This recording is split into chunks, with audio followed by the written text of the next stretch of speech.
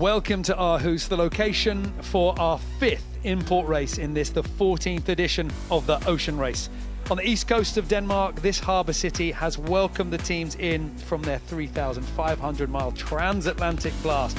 This is the second time that the race has sailed into this port, but last time the fleet didn't stop. It was just a flyby. But for 2023, the Ocean Life Park is right on the waterfront of this Danish sailing venue with plenty of spectators, as well as the weary sailors enjoying all of the sunshine and the sights in the city shoreline.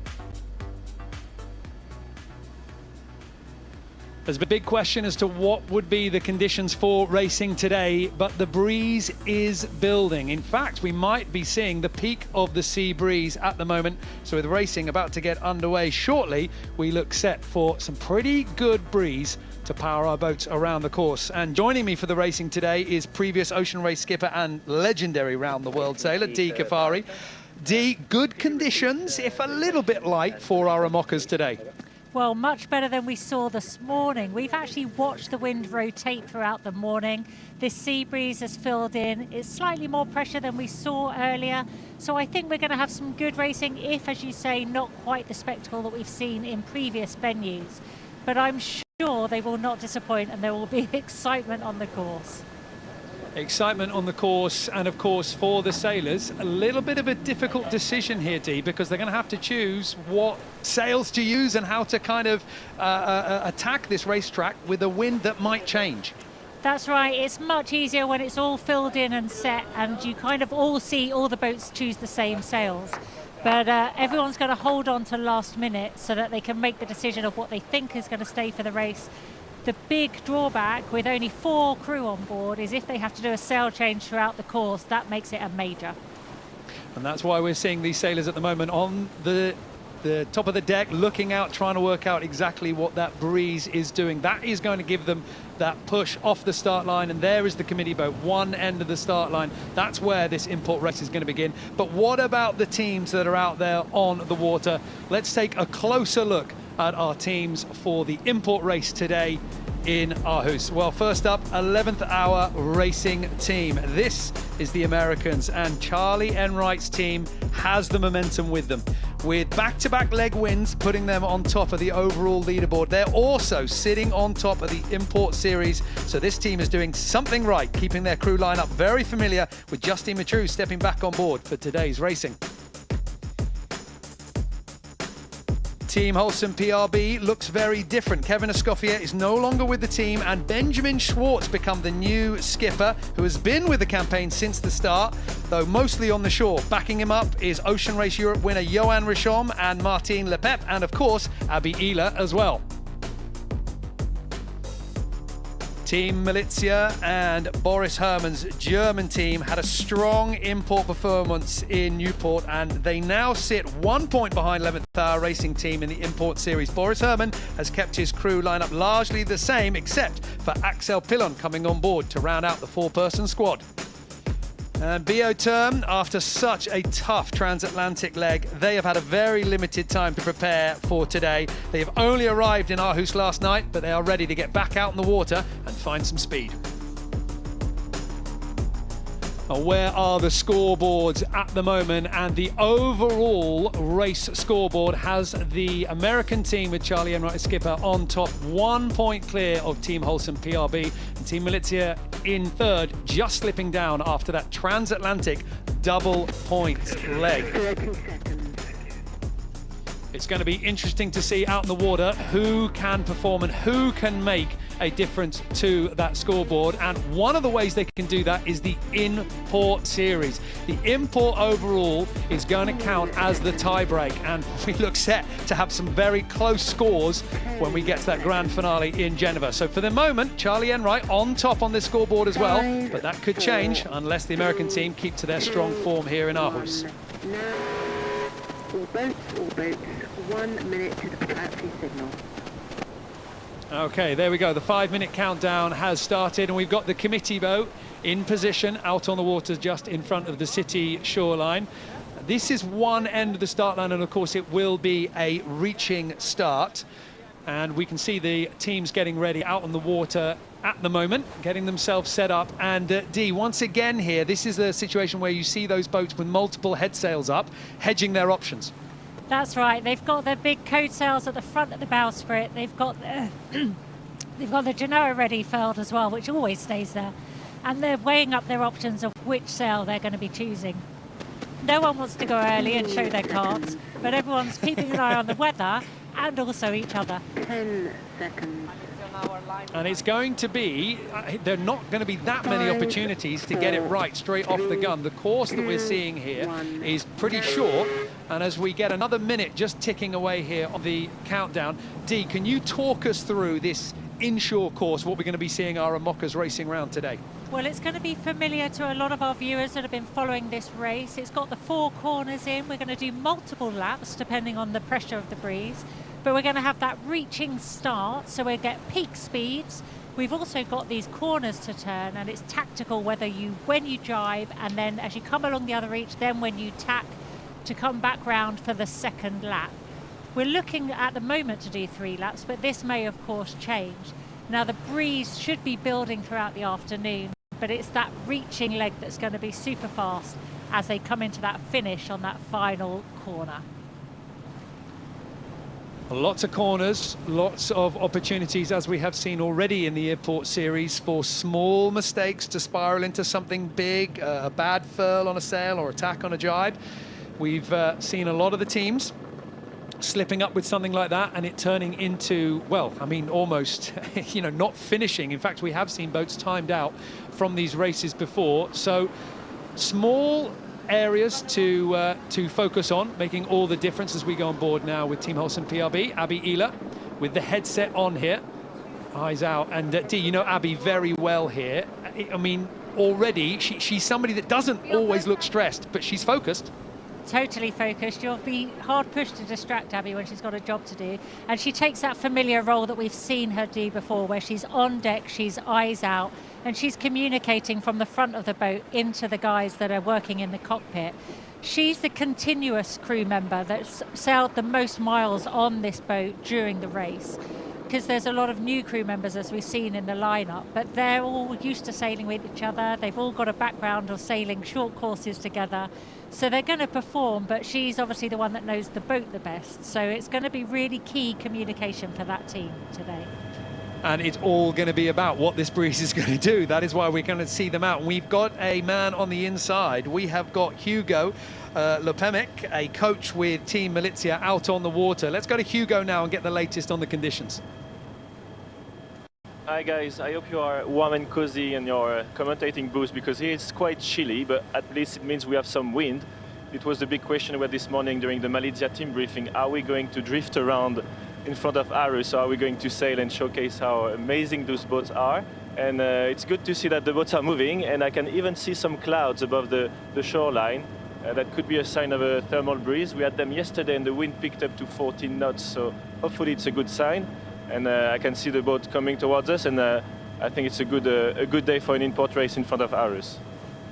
Oh, thank you, Hugo. You certainly put a smile on my face when you talk about the breeze building. Cold air coming in, that should be a good sign of the sea breeze. And right now, the sailors are coming into their final approach. We have got 3 boats pushing into the line. Bioterm, Team Holcim PRB, and 11th Hour Racing Team. Behind them, coming into view now, is Team Militia. The Germans have been holding back from this line for a while now, and that could be because they've been wanting to come in with pace. It's Bioterm that has been dictating the approach into this line. The line on the right-hand side of your screen as we go into 30 seconds to go between the committee boat and the white mark with the blue bottom. Bioterm now dialing down. They've realised they're a little bit too close to the line. Team Holcim PRB holding their course. In fact, as I say that, just turning up. It's 11th Hour Racing Team now with the bow down, trying to accelerate. And Team Militia looked like that late charge was not the right way. They are not going to find a way into this line. Team Holcim PRB, bow down again. They're too close to the line. And we get to that final tick, and the gun fires. Bioterm with a strong start down to leeward, but only just with their bow clears. 11th Hour Racing Team, good speed off the middle, and Team Holcim PRB with the risk of getting wedged between the two here. I mean, Dee, all the action there at the leeward end. It was really interesting. I actually thought 11th Hour Racing were going to absolutely nail that start. But that big dip by Holcim almost acted like a magnet and pulled Charlie down, doubting his time on distance there. But as you say, it was Biotherm that was confident, had that pin end, and actually got through first. But don't forget, 11th hour up to windward, so they've got good pressure, and now they just need the acceleration. Well, they need the acceleration right now. It doesn't look like it's with them, but we have a man on the inside. We have Mark Towle joining us as well in the commentary box. And Mark, your team, 11th hour racing team right now, look to be clear off the line, but a little bit slow. Yeah, a little bit slow there off the line, but I'm confident they'll get the boat going quickly here. Obviously, with these races, it is all about the start, and the goal is to have the boat going full speed at the gun. A little bit of work to do there, but hopefully there's some passing lanes to come in the next few minutes. On board now with Biotherm, Paul Mayer as the skipper. He's wearing a dry top at the moment, and that just goes to show how, if we do get this breeze coming up a little bit, how much he thinks the spray might be coming over the the cockpit roof. But right now, he's done this well. It looked to me, Dee, that leeward position was a little bit of a risk, but the race management team do make that leeward position closer to the first mark. They do try and entice the boats down there if they can find a way to survive. Well, that's right. It's all about not getting yourself locked out, but he managed to dominate there, not let Malizia come in at pace, and actually kept enough room for Holcim to not be a problem for him. He's good at these starts. We've seen him do it before. And actually, my heart goes out to Biotherm. They literally arrived last night, and here they are performing. Their guest stood behind Paul there, was smiling, loving it. And I'm not surprised that Paul's got a dry top on, because if the wind does pick up and they're reaching, it's the driver with their head out of the little hatch that gets wet. Everybody else is inside working. The poor person on the bow communicating and the driver normally get the brunt of the conditions. Couldn't agree with you more, Dee, and it is really impressive to see what the Biotherm team's done. Obviously, they had some misfortune in the last leg and some technical issues, but to have them here racing today, just a real testament to that team. Let's see how they go. On board now with Team Holcim PRB, and it's Johan Richomme, the Frenchman, helming this boat. Benjamin Schwartz is the skipper, the new skipper, but Johan Richomme, with everything that he's done in the Solitaire de Figaro and the IMOCA world as well, it's a very powerful weapon on the helm. Of course, he won the Ocean Race Europe back in 2020, and he's looking good at the moment with helming that boat well and managing to find the feel here. And of course, Dee, you know, he's an IMOCA sailor as well, but every IMOCA's different. Every IMOCA is slightly different, but he comes from the Class 40 world as well, where he won the last Route de Rome. So he's used to dominating the class. He's just launched his own IMOCA, so he has a natural feel for these boats and how to get them to go fast. Benjamin naturally takes the role of the navigator, being an electronics expert, so they're playing to their strengths already in this new crew setup. And you saw Abiela there waving a sheet back aft, and she wanted them to take up the slack, because they're now already turning that first corner, and they've got this downwind moment, and then they've got to pick the jibe point to make the next mark. And it's going to be 3 laps today, and right now between first and second it's only 2, maybe 3 whole lengths between the leaders and second place. Biotherm right now, Paul Mayer, they needed a good performance to, I think, reward their energy to get themselves here in Aarhus, as you were saying, Dee, only last night. If they can sail well here, it's not so much about lifting the trophy anymore for that French team, but it is a lot more about their own pride. For 11th Hour Racing team, though, as we go on board with Charlie Enright, this is the battle for lifting the trophy. Charlie Enright, new haircut to match, cutting down the windage. He's looking very strong, focusing there on those telltales. And Mark, I mean, Team Malizia started weak there at this point. But what do we think about this boat? Because one thing that's interesting about Team Malizia, I find, we're expecting them to be only strong in strong winds, only strong in the big waves. They're fast in the light. Yeah, Team Malizia, it's really interesting with their hull shape. You look at it on the dock and you think this boat's just going to be an absolute weapon in the big breeze and the big sea state, and it certainly is. But we've seen, for example, in the Newport import race, as the most recent example, they are really slippery in the light air, and I don't know if that's just because they have a narrower stern shape or potentially a different sail setup, but they do a nice job in the light air, and I certainly wouldn't count them out. Well, they are sailing lower at the moment than 11th Hour Racing Team, and we can see it looks like perhaps Will on the helm, or if not on the helm, but certainly providing that windward viewpoint. They're now trying to come down lower. They're really pushing that boat low, trying to get on the inside of 11th Hour Racing Team off to the right-hand side of shot. And the early jibe here for Team Milizia, earlier it seems than 11th Hour Racing Team might rotate those two boats and put the German boat on the Americans' boat's breeze. So perhaps positioning and depth coming to the aid here of Boris Herrmann and Team Milizia, as out in front and rounding the next mark, closing off that short downwind section. It is Bioterm still in the lead and still holding those two and a half boat length lead between them and Team Holcim PRB. That was a really interesting leg there, actually, because Biotherm took their jibe point, Holcim tried to cut the corner on them, and then 11th Hour Milizia were then trying to cut the corner as well. So everybody was trying to minimise the distance they travelled. Biotherm now have to try and work at staying ahead, and everyone else is trying to find their way to claw back at them. Well, this is going to be the crucial moment now, because Team Milizia are coming into this mark. To their right-hand side is 11th Hour Racing Team, but they are further back. They have lost a few boat lengths there. It was the depth that have put this German team in. But as you can see now, that depth is also causing Team Milizia to sail slow. And 11th Hour Racing Team sailing more distance, a wider course, but they've got the speed. So I think your boat's going to stay in the lead here, stay in third place, Mark. I think you're right. If you're in Team Malizia's position, this is really one of the only passing lane opportunities, and so I don't know why you wouldn't give it a go. It is a high-risk maneuver, and unfortunately hasn't worked for him, but maybe it will in the future. I mean, they're only one puff away from making that happen. I mean, they've definitely given your boat pause for thought on the next downwind. Yeah, well, and the other thing is there have been some big wind shifts out here. We saw on the Volvo 65 race earlier, the breeze was shifting quite a bit, and so that, you know, with a 10-20 degree shift in the breeze, all of a sudden you lay that mark.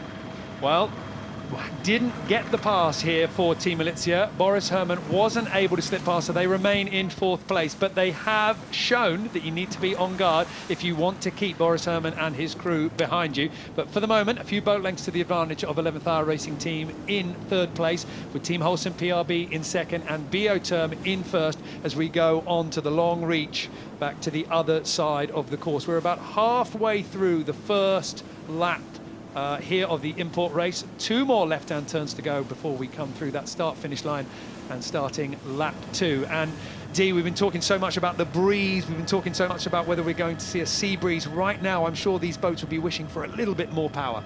They would love a little more power, but then sailors were never happy. Too much wind, too little wind, the wrong type of wind.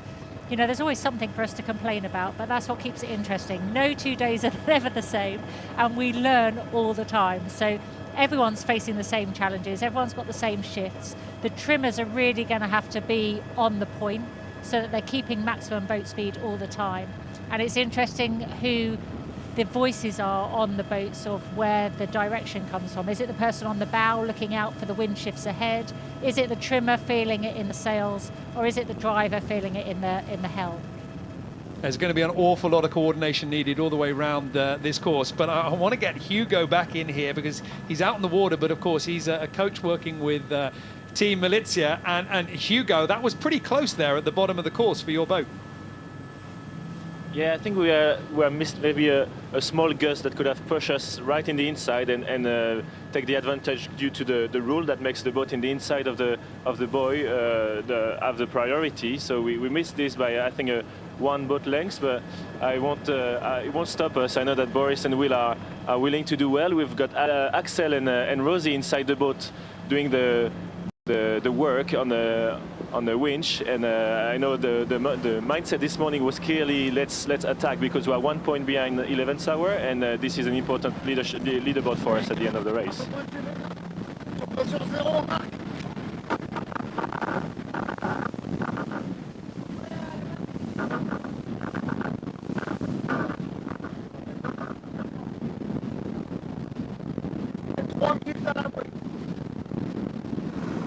Johan Richon working the rest of the crew inside on Team Holcim PRB pretty hard there.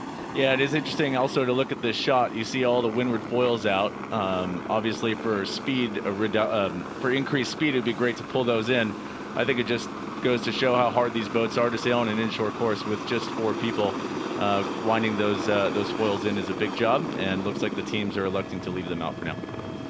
You know what, Dee? I mean, you've commentated with me before, and I do love to make overarching early statements, but I'm going to call it Bioterm right now. I mean, the lack of preparation that this team have had has actually really played pretty well for them. I think the other teams are over practiced. Look at this. This is the boat that arrived during the night yesterday, and they're looking great out in the water now.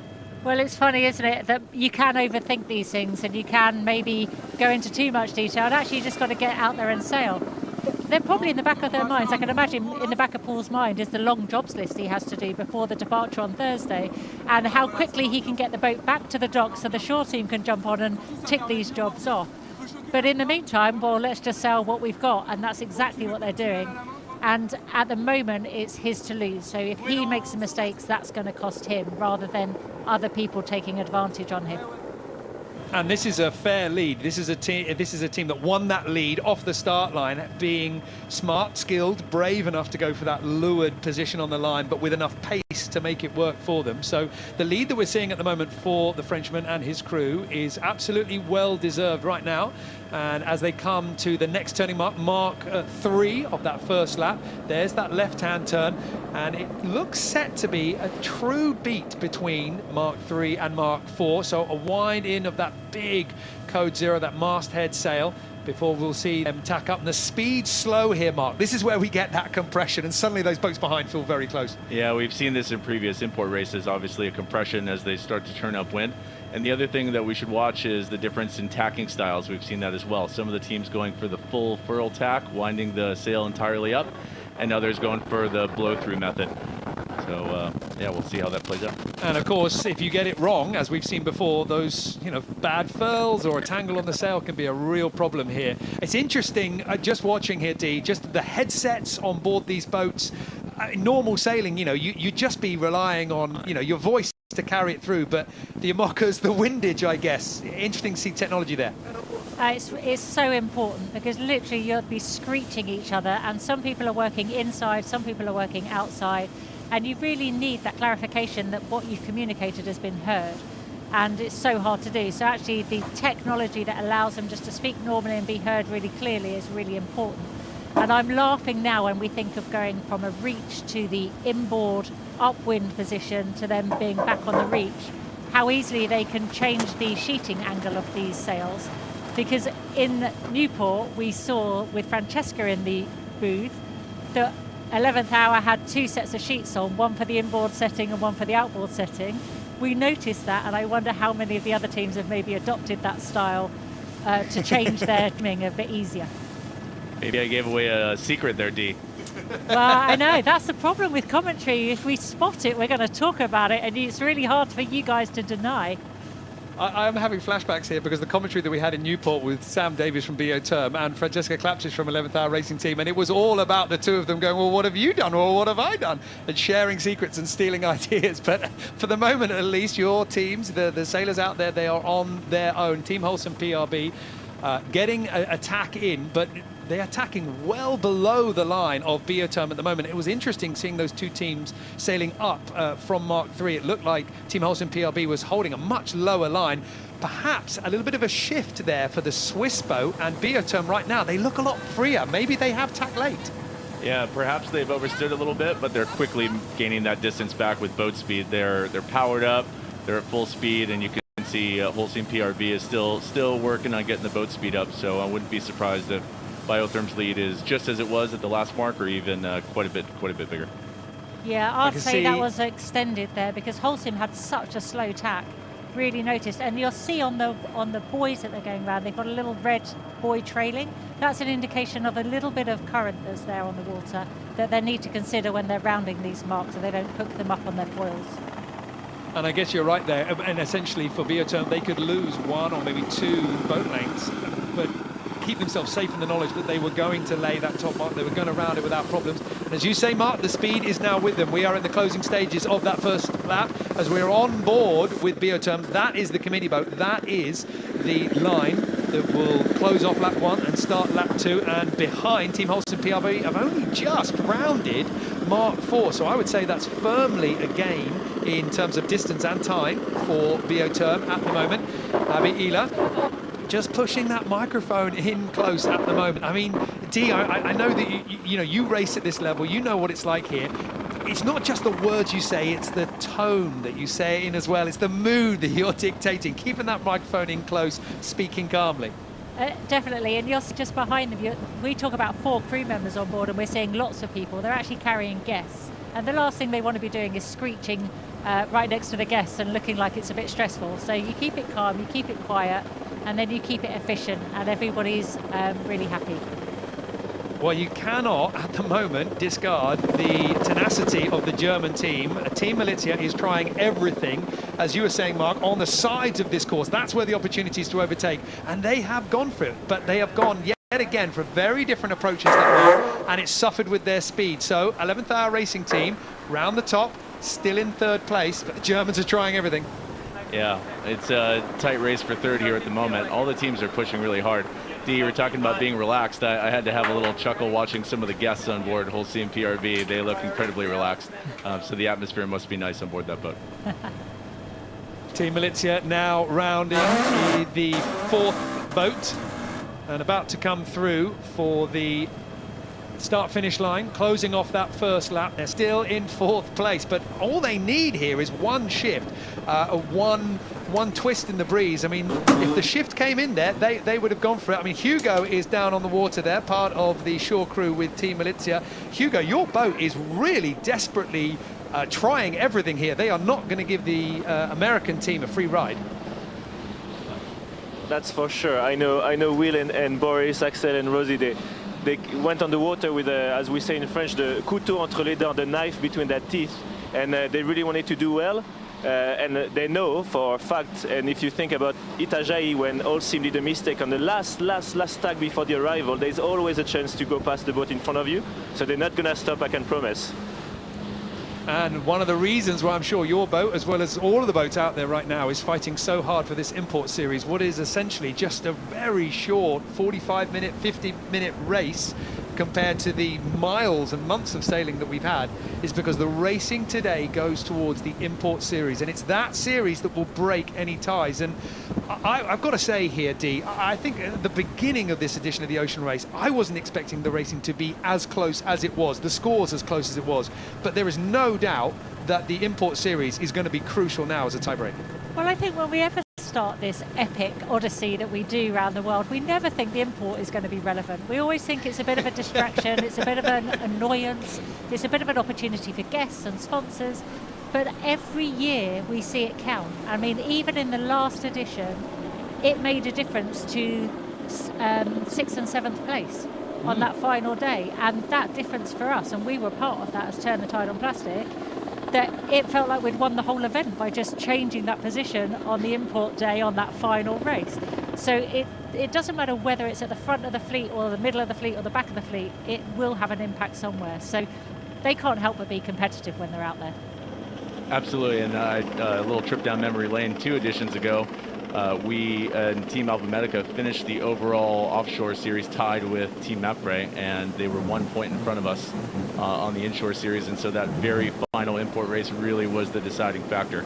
I think we will see that here in Genoa, or there's high potential for it, and so all this racing that's happening right here is definitely going to count. Well, and I'm not very good at maths while I'm also trying to watch racing, but I think, and I'm sure that there will be fans out there that will be better at the numbers and they can correct me on this, but I think for Bioterm, if they have a perfect score and Team Militia have the opposite of that, whichever way you want to phrase it, it is possible for Bioterm to tie with the German boat, and then if they can climb above them in the import series, they can potentially just squeeze onto the podium. So it is a very real battle here on the water for the prizes when we get to that grand finale in Geneva. And right now, the 2 boats that are really pushing for that top spot is Team Holcim PRB and 11th Hour Racing Team. There is 1 point separating those 2 teams, and as we're on board here with the Swiss boat and Abi Ila calling in the breeze and calling in any course corrections, this was the boat that was leading for the majority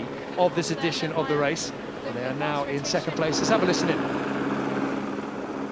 just had a couple of words there about those small, tiny 1 or 2 degrees here. D, you know, the helm doesn't have the perfect view here. You need those eyes forward. You do. You always feel you're stood in the wrong place. And you can see there Charlie ducking, looking under the boom. He's looking to weather. He's trying to look at the sails, but you can't see anything. There's guests in the way. You know, it's always in the wrong place, but you've got to sail where you're comfortable, so you rely on everybody else being your eyes and ears as well. So communication is key, and we say that in any team environment, but this really is critical, especially when it matters in an instant.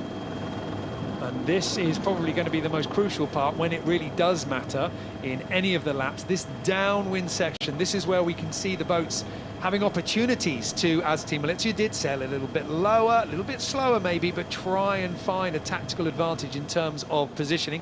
And it's been a game that, well, your boat, Mark, 11th Hour Racing Team, have been happy to play. I mean, you guys have passed people on this downwind leg.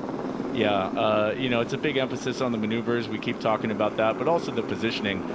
Picking the ley lines too early, you know, can lead to not laying the mark or not being able to sail down at speed. But also, if you overstand the ley line, you give up distance. So getting those ley lines right, having good, crisp maneuvers, is really the big point of emphasis on these short legs. And there we can see the view of the helm, Boris Herrmann for Team Malizia. The rounding mark just coming into view on the left-hand side, that big white square. We've got Team Holcim PRB through their jibe and redeploying their code 0. And the question will be for Team Malizia, do they try and do what we saw them do the first time we were at this stage of the course? Could they go low? And I think I almost just heard Boris Herrmann there talking about that jibe. When are they going to get that jibe in? You can use the rudder. Yeah, get ready with the sheet. Open mast rotation. 10 seconds to the dive. Yeah. Yeah, another 10, 15. Well, fortunately for Team Malizia, it doesn't look like they're going to have the opportunity to jibe again and get on top of 11th Hour Racing Team, but they are certainly trying anything that is not just simply following the boat in front. Hugo, you're down on the water there. I mean, you were saying your team was trying very hard and they weren't going to give Charlie Enright a free ride, and they look set to do it, but right now, time's starting to run out.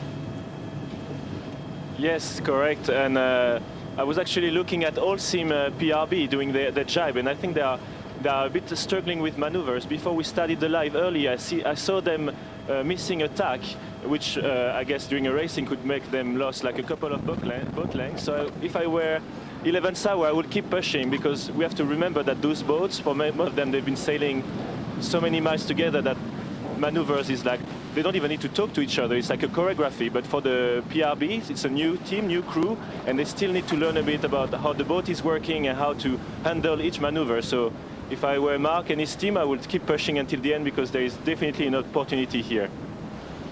A very good point, Hugo, because of course this morning, while all the other boats were on the dock and they were getting themselves ready for the racing, perhaps by just having a little chance to relax and eat a bit more food, it was Team Holcim PRB that was out on the water using those hours for practice time. I mean, Dee, the coordination, that sort of dance that you're all doing together, you have to build that over time. Yeah, it's like a choreographed routine of a performance, a little dance, because you've got restricted number of winches, restricted number of pedestals, and everything needs to be coordinated to happen at the same time. So, you know, with Abby on the bow, that leaves only 3 of them. Johan's driving, so that leaves only 2 of them to do all the sails and all the trimming and easing. So it's a busy bit of operation, and actually that coordination is key. And it only takes one line to be out of sync and you're delayed in doing something, and it's easy to mess up on a furl tack or a jibe that's blowing through. So it's a bit frustrating.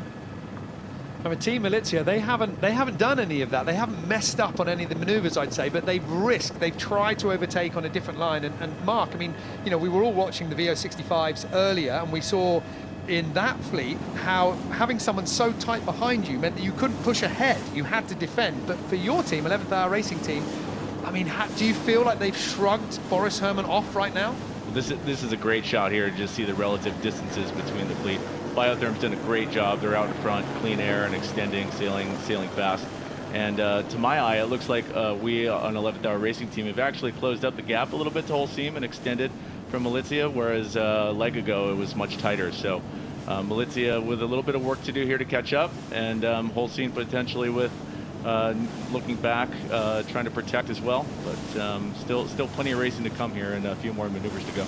I think the three experts that we've got here on the commentary, Dee, Mark and Hugo, have been calling everything right, because of course Team Holcim PRB, as you can see in terms of the distance to the leader, they have now found themselves in a situation where they need to be more worried about 11th Hour Racing Team. They've got a little bit of breeze there, a little bit of excess heel. That might not actually be ideal there. They seem to be maybe sailing a little bit high. Maybe they're worried about the American boat just behind them. But Bioterm right now in first place is stretching ahead. This is the halfway point of the import race. It's set to be 3 laps, and we are about halfway through the second one. And just look at that lead there, Dee. I mean, for Paul Meyer, we'll say it again, for him, this is more than just, oh, we sailed well today. This is, I mean, it's vindication, isn't it? It's confidence building. Oh, I love this. I love the fact that they're having such a good day today, because it's probably the last thing they wanted to do, in all honesty. And they've had a real tough last leg. They haven't had chance to catch their breath, have sleep and the showers and the good food that the others have had. And yet here they are racing and putting on a great performance. So I think it's excellent. And the thing is, now he just has to sail clean. He doesn't have to make any stressful decisions. Whereas 11th Hour and Malizia, they're under pressure to try and make something happen. And Malizia being forced to try and cut that corner and dive inside meant they were low and slow, and they really struggled. Whereas that's allowed 11th Hour to extend from them. But now they're thinking, how do we get past Holcim? Holcim are distracted, looking behind them, thinking, how do we fend them off? And they're not used to how the boat feels, some of the crew, so it's new. So they're not quite sure of how much heel they want and what trim they want. It's an impressive lead now for Paul Meyer, isn't it? I mean, it really is. That really has opened up the first place. I mean, Mark, you with 11th Hour Racing Team, you're on the shore. You're part of the management of that team. You interact with these sailors. What's Paul like, and what do you think this would do for the chances to smile about yourself today? I actually had the chance to see Paul and his team this morning. They were docking in, and we were able to give them a hand, and I had a quick chat to them. I think they're certainly ready for a rest. In some ways, they may just feel like the leg hasn't completed, and they're just in sailing mode. But I'm sure that they're looking forward to a few days here on shore, getting the boat over to the shore team, and I think a win here today would really give the rest of the team a big boost. The other team needing a big boost, of course, is the new lineup, the new skipper for Team Holcim PRB, Benjamin Schwartz, the skipper, and at the moment Johan Risham on the helm. We can see them in the distance as Bioterm is now on that short upwind section. Paul Meyer right now is about to tack, but for Team Holcim PRB, they are firmly on that reach. You can see Johan Risham there sitting up. Interesting to me that he's got the headset on. It's almost as if he's not too sure how it works, because he keeps putting his head back down to sort of talk through the hatch. You should hope that the communication is a bit easier, but it looks like Benjamin Schwartz hasn't got an earpiece in. Je voulais pas faire bas, mais... Ah, mais écoute, c'est pas grave. J'ai perdu mes repères. Là, t'as combien en sortie de feuille, là? T'es toujours à... N'oublie pas de me mettre l'oreille qu'il y a sur le bord de frein. Ouais, sur le bord de Je suis à 80, moi. Je vais la bouée dans 20 secondes, les gars. Pas dans 20 secondes, pardon, 5 secondes. And big conversation about what's to come in this race and how to hold off the push from 11th Hour Racing Team behind. At the moment, Team Holcim PRB have a little bit of distance, but Dee, you've sailed on a boat that is multilingual. It's interesting hearing Johan Risham, Benjamin Schwartz talking in French. You've got Abby Ehler there. Maybe she speaks French, maybe she doesn't. But what's it like on a boat where there's a lot of sort of natural languages all kind of mixing together? Well, if there's enough languages, then you all pick a common language, and generally, fortunately for me, most of the time it's been English. But when there's a dominance of French, I mean, Abby's probably got better French than she had at the beginning of the ocean race. But even so, it's not her natural language, so she's going to feel a little bit isolated. And what you don't want to do is say something that may have already been said before. So there's a tendency to say nothing. And actually what you want to do is still speak up, so the conversation and the speed loop and the communication's still working. And eventually you get comfortable then of whether it's been said in French or English, and you all know that you're having the same conversation. All those tiny little things, those small bits of the dynamic nature of a team, absolutely crucial. And that's the view out the stern here of 11th Hour Racing Team. Team Milizia a good way back at the moment. Charlie Enright to windward. And watching here, Team Wholesome PRB doing attack. And Mark, that looks a little bit slow to me. Yeah, a little bit slow. They're obviously got a fair bit of work to do getting that sheet in, but most importantly, the bow is pointed in the right direction. I'm sure the crew will be working hard to get that sail trimmed on. Team Wholesome PRB, they need to get that sail on. They are vulnerable at the moment to 11th Hour Racing Team, but potentially also Team Milizia wanting to close up here. Boris Herrmann on the helm, now around the bottom of the course, that short upwind. Hugo, you're down on the water. I mean, I'm starting to wonder whether the conditions are changing here, and that's just exposing a little bit of weakness in the sailors. How does it look from where you are? It's quite stable, I would say. The wind is still the same as the start. There's this small messy chop on the water, but nothing major that could disturb these 60-footers. I'm looking at Biotherm. Is on the edge. He may be missing 3 knots to foil, but it's still there on the skimming mode more than the flying mode. But the conditions are pretty much the same as the beginning. Lots of action here. You're seeing Charlie move the tiller. Trying to get the bow through the wind. It looks like we've successfully been able to do that, and the sail's nice and eased, and we are going. And here's Milizia attacking inside once again, having a go. It'll be interesting to see how this plans out as far as the ley line's concerned. I mean, it was pretty clear that 11th Hour Racing Team thought that the downwash of the helicopter was coming in at just the wrong angle. It's amazing how a helicopter will make you feel like you are head to wind, no matter where the actual natural breeze is. So it's not too uncommon to see them getting a little bit worried and kind of flagging it on. But for the moment, the American boat is through that tack and back up to pace. As you were saying, Mark, there was a question to see whether Team Milizia would find the inside line. But once again, you've got to give it to them to try, but it hasn't quite rolled out. And in fact, I think they're going to have problems out of that tack as we are watching Team Wholesome PRB rounding in second place at the moment. There is a big gap between this boat here, the Swiss team, and Biotherm out in first, starting the third lap, the final lap of this import race. But look at this D. I mean, it looked to me like Team Milizia having a little bit of problems there with that code 0. They've had a shocking tack. I mean, that when the pressure's on and they need to perform, they've clearly got an issue, a tangle there. And trouble is, trying to undo that under pressure is really hard. And now they've got the big grind. So there was a reason for them being so slow. They now have rectified that, but that's so costly. Looks like that would have been a knot in the weather sheet, I'm assuming, which was preventing them from sheeting the new sheet all the way on. Takes always a few moments to get those untangled, and when you're in the thick of it, it feels like it takes an eternity, but they've been able to sort it out. And you know what, I'm going to give them their fair dues there, because they looked very calm doing it. You know, there's nothing worse than when you know what the problem is, you're trying to sort out the tangle, the wrap, whatever it is, and somebody at the back of the boat is shouting at you, hurry up! What speed did you think I was trying to solve this problem with? Did you think I was trying to do it slowly? Oh, good point, I'll do it faster. So I credit to them for staying calm in the moment.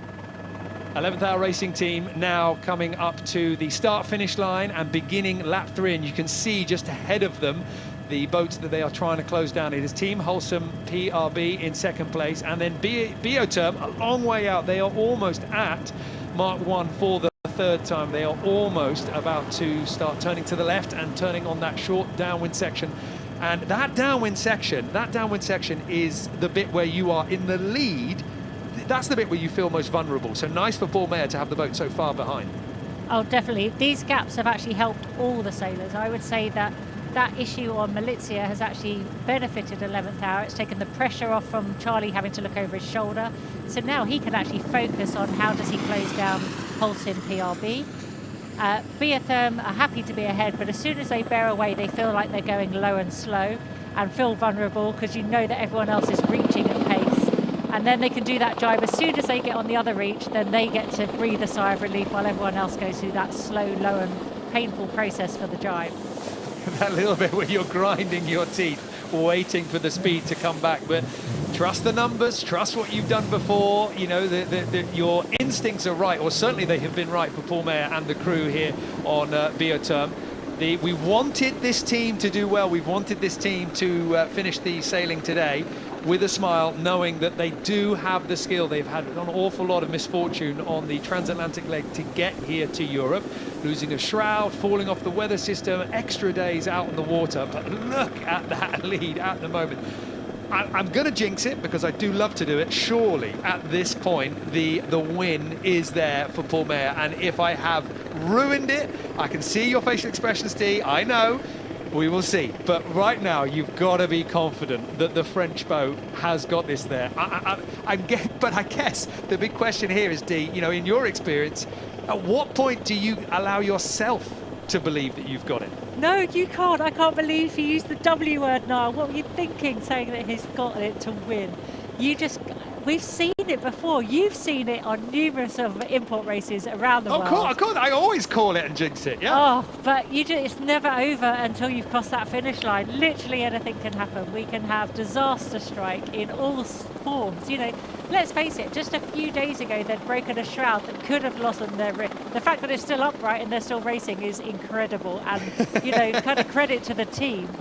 So I just don't think we should discuss this, but yes, it's his to lose, shall we say. No, you know what? I agree with you. I absolutely agree with you. And, you know, it is interesting out there at the moment how much lead they have. But like you say, they're professional athletes and they know what to do. Hugo is out on the water right now. And Hugo, I mean, this lead for Bioterm, it's looking good now as we go into the final stages. Yeah, I'm on your team. I cannot stop smiling looking at Bioterm. This team is special. You know, they're not a massive team like maybe Malizia or 11th Hour Racing. It's a small team with a big heart. And I remember playing darts in Newport with Paul Meyer, and he was so proud of what he had done so far. And seeing them here, it's amazing. I was this morning talking to Marine Legendre, the team manager, and she was telling me about this fast trip to Norway to fix the boat, and it was the best team building she could dream of. So I'm so happy to see them there, and I know tonight the drinks would be even better. Well, we'll have to see who else is celebrating with them, because right now, as you can see, the head of Benjamin Schwartz just poking out to leeward of Team Holcim PRB. There is a tight battle here for second and third. 11th Hour Racing team have closed right up to the Swiss team here. So this bear away, keeping the speed, keeping the momentum on this dangerous downwind leg where you are really exposed to the boat behind. This is crucial now for Team Holcim PRB. And Mark, there you can see just how close it is here. Yeah, it's really tightened up on that long reach, and potentially an opportunity here for 11th Hour Racing team to take the inside on this jibe. We've seen this work in the past, and we've also seen it not work. It's going to come down to good execution. It's going to come shortly. You can see the faces of Charlie Enright and I think Francesca Klapčić as well, trying to judge that last moment. And it looks like they're in a good position here, because 11th Hour Racing team are, maybe 1.5 boat lengths back, but their bow is to the left. So for the jibe, they look set to rotate on top of them here. Team Holcim PRB trying to come up a little bit. It almost looks like they're trying to build a little bit of speed for the turn. 11th Hour Racing team now doing the same. But if 11th Hour Racing team can hold that position, as we are seeing on the virtual tracker, just to leeward on the inside of the Swiss boat, the jibe will go in their favour. It's going to come down to this turn here. There's nothing between these two boats in terms of speed. Yeah, Team Holcim PRB, they're going for the jibe now. It's going to be jibe for jibe here. And the question is 11th Hour Racing team going to jibe too early? And I think that they think the jibe would be. They are holding on here. They are keep going. They have been able to delay that turn as much as possible here. And this is going to be a crucial moment. Yeah, big moment right here. Normally we furrow when we jibe, so I'm not sure exactly what's going on there. I actually wonder if we were looking to pin Holcim PRB in a port starboard situation there, and then perhaps Charlie decided that they weren't going to be able to establish that overlap and went for a last-minute jibe. And it's good to see that Code Zero coming round the J2 forestay now and coming round onto the other side, because as you say, for a moment there, that looked like a little bit of an ad hoc maneuver. Now it's going to be a question about ley line into the mark, and I think just the nature of the the kind of will we, won't we jibe for 11th Hour Racing team has meant the smooth manoeuvring of Team Holcim PRB. They keep the speed, so the Swiss boat looks set to finish off that short downwind section, and round Mark 2 for the third time in the lead. Johan Rochon will be breathing a sigh of relief, and even I just saw Benjamin Schwartz there, just wanted to have a look back there, Dee. I mean, that would have felt close. Super close, but I think this is really exciting. We've got another reach leg to go, and the amount that 11th Hour Racing closed in on Holcim PRB was significant, and if they can do that again on the next leg, when they do that upwind section and they've got attack at the other end, it's all to play for. So I like the fact that the pressure of Malizia has disappeared and he's really focused on what's ahead now for Charlie. And it's putting pressure on Johan. But he can cope with it. He is that type of sailor that actually thrives under pressure. Yeah, absolutely. He is somebody that has been that has faced an awful lot of very tight, very tactical racing situations. This is on a micro scale, but of course, you know, he is used to it. 11th Hour Racing Team now rounding, and I would say, Mark, that your team have full credit for going for it, but again, that was the risk, and they've lost a little bit of ground. Yeah, we definitely lost some distance there. I think we went into the maneuver slow and unprepared, and you see the net result of that. We've lost a few boat lengths. And it probably at this point worth just talking about how close the scores are in the import series, because what we saw on the overall scoreboard in the import series for the IMOCAs when the boats were leaving Newport was, of course, it was Team Malizia that managed to win the import section, so they gained the maximum points. It was 11th Hour Racing Team that was in second place. So for this all-important tie-breaking series, right now in the import series, only 1 point between 11th Hour Racing Team and Team Malizia. So if Team Malizia finish ahead of 11th Hour Racing Team, they would go in first place, but Team Holcim PRB in third are a good few points back. So for now, for Team Holcim PRB being ahead of the American boat, that's not really the risk for Charlie Enright. So worth having a go, worth trying to slip ahead, but not wanting to lose too much and let Team Malizia come back into the mix. Yeah, as you say, Niall, the big focus from a bigger picture perspective for our team was to stay ahead of Team Malizia for the overall standings. So far, we're getting that job done, but still a few more laps to go. Well, we'll see exactly how it all plays out. It looks like fourth place is relatively secure. Certainly quite a bit of a distance here for Boris Hermans to try and close up. It also looks like at the other end of the course, BO Term was doing well. Certainly last time we checked in with them, they had a very healthy lead. But here you can see, I mean, you know what, I love making big assumptions here, but D, you know, we've seen Team Malizia really good in the heavy airs, downwind, big waves. We've seen them surprisingly slippy in the very light conditions. This medium, not quite on the foils condition, maybe that's the one weak spot that this whole shape has. Yeah, it just seems that we've never really got going. I mean, they weren't very aggressive on the start line. They were a long way back, played it very safe, and I think that probably needs to change to give their boat the advantage in these conditions that are kind of middle ground that the other boats seem to be a little stronger at. They need to be in and running along with everybody else, not trying to play catch up.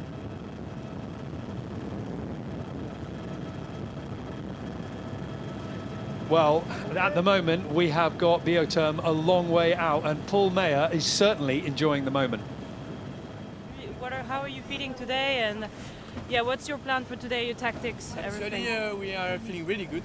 It's really nice to get back to the race, to the real race. Ouais, j'ai vu. I have a mark in front of the boat. Don't do like in Captain. Yes, the strategy today is we can take risks because for us in port race it's just for the result today. We don't play a lot for overall, so we don't have pressure. So I think we are happy to take a bit of risk and to try to be in front of the other one. Parfait, merci. Man, a few words, but somebody that's clearly quite happy. Interesting that he mentioned don't do what we did in Cape Town, because they wrapped that mark. They stopped dead. Well, they wrapped the mark, they blew their traveller track and block. They had all sorts going on. But what's so funny is there he is doing an interview in a second language, making jokes whilst racing. You know, that is a relaxed guy that's very happy with his performance and the conditions, and it's just, I'm out for a lovely sail, and it's just really lovely. All of us were smiling listening to him speak then. I was just like, we're all just like so up for him, so behind him. Well done. It's funny what he said about the mark. I had noticed in the previous laps how aggressively close he was to the marks as he was making the turns. We saw the little red buoy that you mentioned, Dee, and it seemed like his foil was just a few meters from from that red mark, but he does seem relaxed. Also interesting to see that he had the runner loose behind him. I think just goes to show that potentially it's getting a little bit lighter, not entirely sure, but still enough breeze for the boats to be powered up, as we can see in front of us. Well, the forecast, or certainly that I was handed by the race director, Phil Lawrence, was talking about the sea breeze peaking at 2 o'clock. So we should be seeing it kind of, you know, fading out a little bit here. But whatever the conditions are, Biotherm has certainly made it work well for them. And that camera shot is pretty much showing us really where the uncertainty is. Team Holcim PRB now coming up to Mark 3. This is the last time they're going to go around that mark. There is 2 more left-hand turns plus attack in between before Team Holcim PRB will be crossing the finish line. The question is, will 11th Hour Racing Team still be behind them?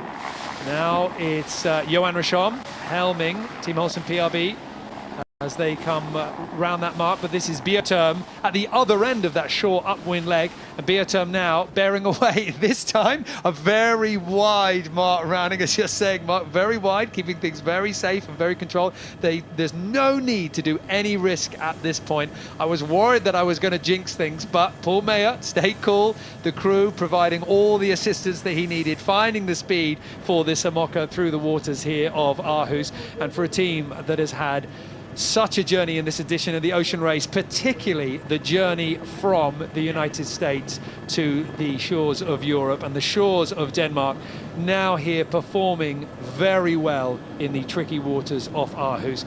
Paul Mayer now about to come through the line and secure maximum points for the Import Series. And D, I mean, he said it's not about the scoreboard for them anymore. You could argue this win, this victory, it's something bigger than that. Oh, definitely, and it's not only for the sailing team, but actually the shore team, where the work starts for them, but for their sponsors, for their partners that are continuing to support them. And it's, you know, that embrace there and that smile and that moment is worth all the effort that they've put in so far. And they can, you know, dine on that and take that with them to the start of the next leg, which will be really important. I mean, around the village, you know, you see some of the sailors, and I must say, when I've seen a couple of them, they haven't looked at their best. You know, the hardship that they've been facing, you know, was there. You know, they've been open about the fact that, yeah, we don't like where we are. We don't like how we've been doing. And then you just one little moment, and you're proving to everybody else, all the other teams and spectators, but Mark, you know, to yourself as well. Yeah, Paul, I think Paul was incredibly transparent from the beginning of this project. You know, they launched the boat late. They've had a number of challenges, but that didn't impact their determination at all. They're incredibly focused on doing this event, on bringing the IMOCA class around the world, on demonstrating really to the whole sailing audience that it is possible and you know, very interesting to participate in this fully crewed edition. And I think they've done a really nice job considering all that they've had against them.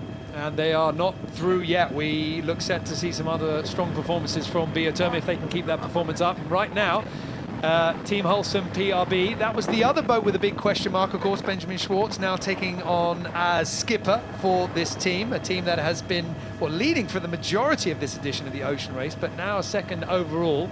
So a big chance for the new lineup for Team Holcim PRB to try and regain that top spot. Johan Rashom on the helm is going to be critical to that, as is Abby Ehler, a very experienced sailor and been with this campaign since the beginning. They are now on that top reach, and D, important for this team, another team who was really looking to come off the water today with that feeling of, you know, we can do it, we can work together, and we can perform. Yeah, this result will be really important for them as individuals to know that they can come together in a short turnover of time and perform. You know, Abby's obviously done the mileage on the boat. Last time Benjamin was on the boat was when they dropped their rig on that leg up to Newport. So it'd be really nice for him to be back on and have a positive experience. And to have Johan and Martin step on new to the boat and click as a team and perform will be really, really good for them, and that will give them the confidence they need to step forwards for the next leg. Team Holcim PRB are just about crossing the line now for a second place there. There they can go through the line here, and while they didn't manage to close down the distance of Biotherm ahead, that's a strong performance because they were certainly under pressure from 11th Hour Racing Team behind here, and you can hear Johan Rashom and the rest of the crew celebrating on board here.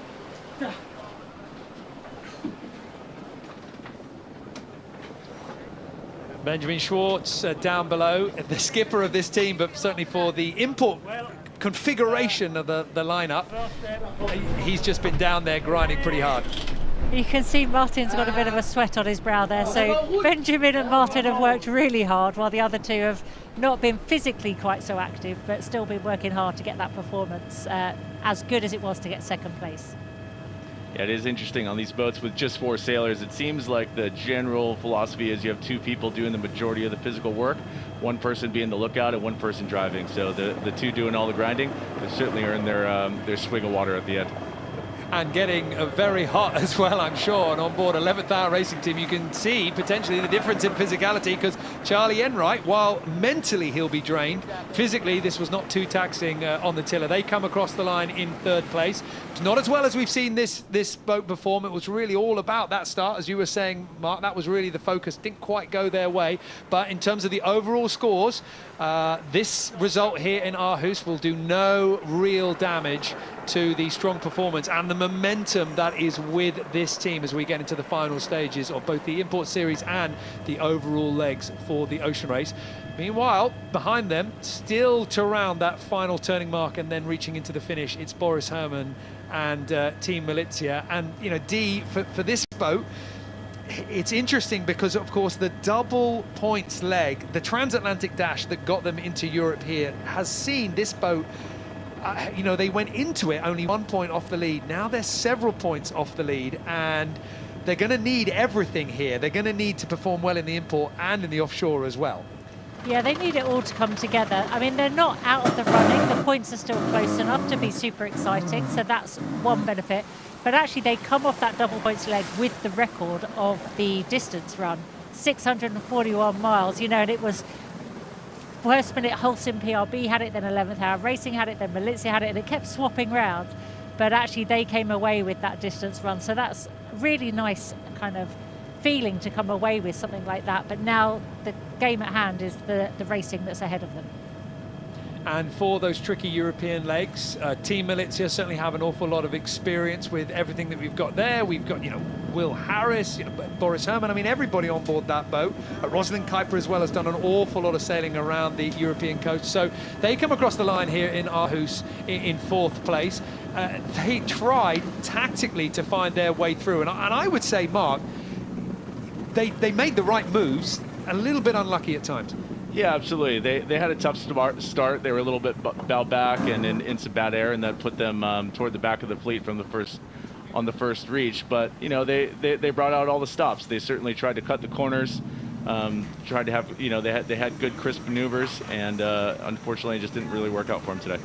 Absolutely no harm in trying to get those inside turns, those lower lines, and at the end of the day, potentially just that one moment where we saw a tangle in what I think you identified, Mark, as that windward sheet. Certainly something just stopping them from being able to complete that turn and that deploy of the coast. Sorry, I just can't help but laugh here. You've just done this race, you've just done 3 laps, you've worked incredibly hard, and then just when you come through the finish line, you've got one more big grind to do. I mean, that's, you know, that's hard work, isn't it? You know, sailing is one of those sports where there's a lot of work just to get the boat back to the dock.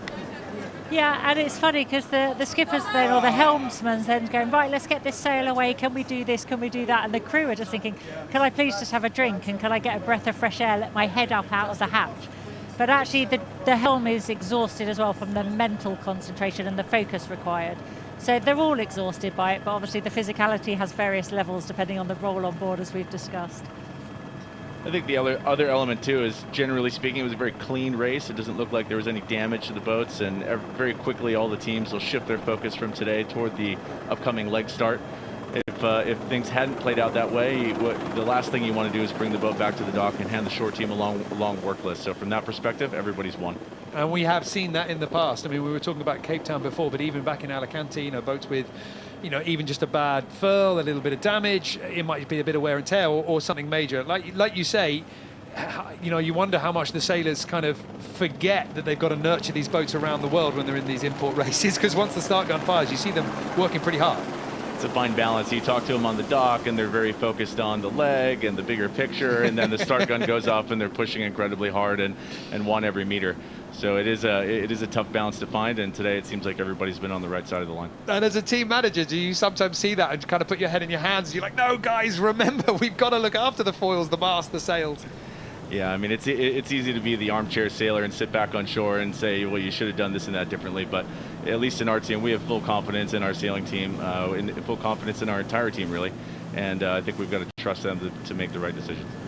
Well, the decisions that certainly 11th Hour Racing team have been making have been working pretty well. They sit on the top of the overall scoreboard, but for Aarhus at least, the big story has certainly been a Podium. That has been the boat that has really performed incredibly well here, and as we were saying all day, a boat that really needed it as well. Interesting to see as the other boats have come across the line, they filled up their sails.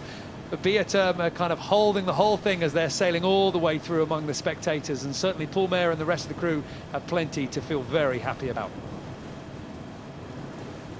So Paul, tell us how did this race go?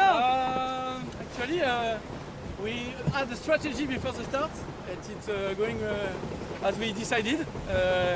We took the leeward side of the starting line, and so we won the start. And on import, when you won the start, it's easy after. Holcim was not very far away from us, but we were a bit faster. So we managed to have the good position. Yeah. It's good. We are really happy, and I think we dedicate this win to the short team. All the short team works really hard. Does it make you feel more confident for the next leg? Oh, actually, I think we are confident since the start of the ocean race, but it's really, it's really nice for us because all is good on this race, but we didn't have a result already, so that's our first victory. So it means a lot of things for us. Wonderful, thank you. I mean, that happiness is absolutely infectious there, Dee. I know, I love it, and I love it when he gets so excited and animated and then he runs out of words, because he's exhausted from concentrating. He's had a great day sailing, but you got to remember he's sailing in a second language, and so Mariana stepped in there with like, no, we're really happy. We positioned our boat where we wanted it and kind of helped the translation happen. And I was very interesting to hear him say that, of course, we dedicate this win to the shore crew, because that is what it's all about. We're so focused here on the sailors and those superstars, but of course, actually, what's really happening is those shore crews, and Team Holcim PRB have had their fair share of that. They lost their mast on leg 4, that they're back in the race. They're performing really well, and good for this crew to get there and get sailing well on this import race. And let's hear from the sailors now. Benjamin, how do you feel after that? Well, it's a first step before the offshore leg. We managed to go around the course pretty nicely in terms of maneuvers. Speed was okay as well. We had a bit of tension at some point when 11th Hour came back behind us, but we got out nicely of the contact and managed to get some distance again, so we finished second. All the team did a great job, so I'm super proud of the team, and it's great to be second here in Aarhus after 2 hours of training with the crew. So they did a great job, and that's super nice. The reaction from Benjamin Schwartz, and of course we were talking about giving those interviews in a second language while sailing, but the big thing there was just how out of breath Benjamin Schwartz was down below, providing all the power through that race.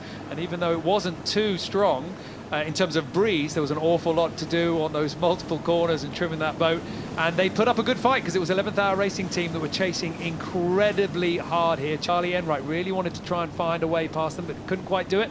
However, a good performance there for 11th Hour Racing team with a third place in Aarhus. Let's hear from the sailors now. Charlie, not quite the result, but not too bad. Staying ahead of Malizia. Yeah, not the best result. Well, actually, to be honest, the worst result for us in the import series thus far. But really, you just got to be consistent. And yeah, we didn't lay an egg today, and we kept the boat we wanted to keep behind us. A little too conservative for me, certainly on the starting line, but a great job by everybody down below that you can't see from the helicopters just to keep us in it.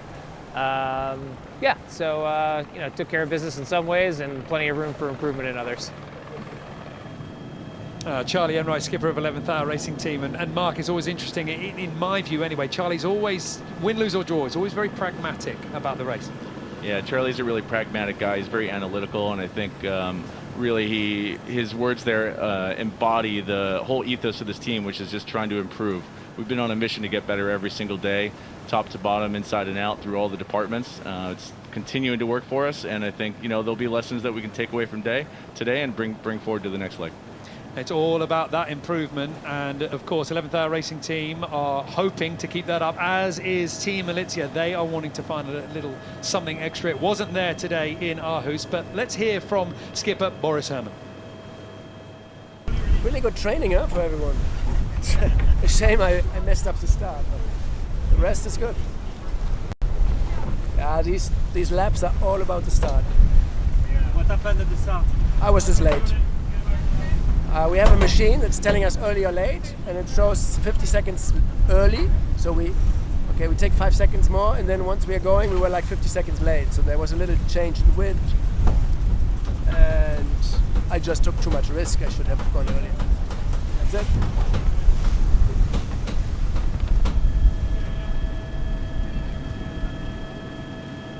Well, you talked about Charlie Enright being pragmatic, but there you go from Boris Herrmann and Team Militia. As you say, nice to have a little bit of a practice. I mean, there are those times where you know that ultimately you are not in the race, unfortunately, and you know, your performance out in the water was not your best. However, there is always that opportunity to learn, because of course they're going to be sailing through these conditions again in just a few days' time. So let's have a look at the finishing positions. Let's have a look at the scores that are now confirmed for the import race in Aarhus. Both, of course, with that incredible lead, but it only adds up to actually just a 1-point advantage over Team Holcim PRB, who finished in second place, with 11th Hour Racing Team in third, and then Team Militia in fourth. Guyot Environment Team Europe not out in the water today, but fingers crossed we will see them rejoin the race very soon after their effort to get their mast back into the boat.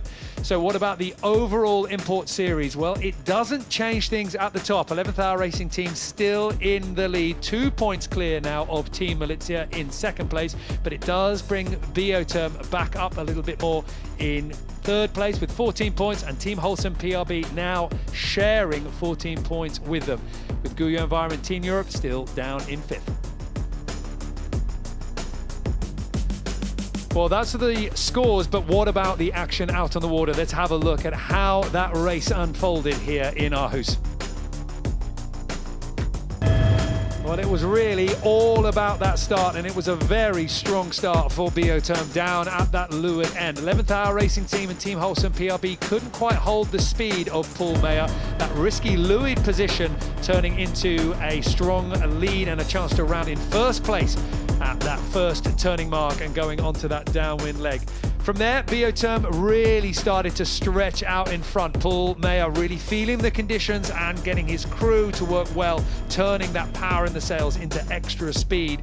And it was pretty close behind these two. And Bioterm out in front could ignore the drama behind, but Team Militia and 11th Hour Racing Team getting very close indeed, with the German boat searching for weakness, but Charlie Enright managing to hold the better lines around the mark and keep the speed strong. Meanwhile, just in front there, it was all about Bioterm staying ahead of Team Holcim PRB, as 11th Hour Racing Team trying to search for weakness once they had pushed the Germans far enough back. But ultimately, it wasn't to be. It was all about those positions coming off the start line, putting emphasis again on how strong Bioterm started. That absolute slingshot off the line held them all the way to the finish line. And as Bioterm taking the top spots, the smiles were clear on the crew. A very strong performance here in Aarhus, and desperately needed, as Team Holcim PRB crossed the line in second place, with 11th Hour Racing Team taking third for the import race here in the East Coast Danish city. And then it is Team Militia crossing in fourth place for the moment.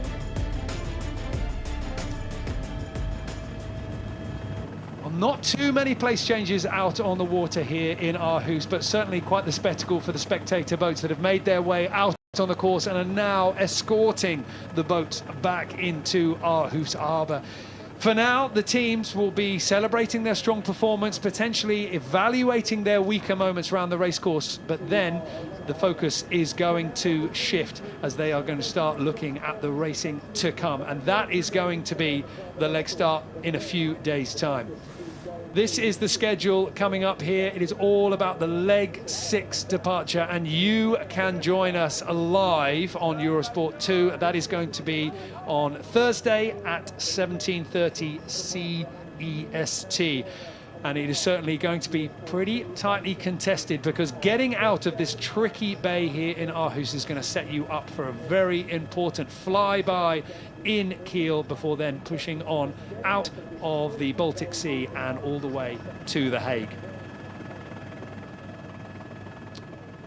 Bioterm, strong performance. Their mainsail already down. They are desperate to get in and celebrate with the Shortum, who, as we heard from Paul Mayer, largely responsible for that performance. My thanks to Hugo out in the water, Mark Towell and Dee Kafari joining me for commentary, and for all of you guys joining us for the import race today. Aarhus turning it on absolutely spectacularly out on the water for the import race. And of course, the departure to come as leg 6 for the ocean race gets underway in a few days' time. Join us then.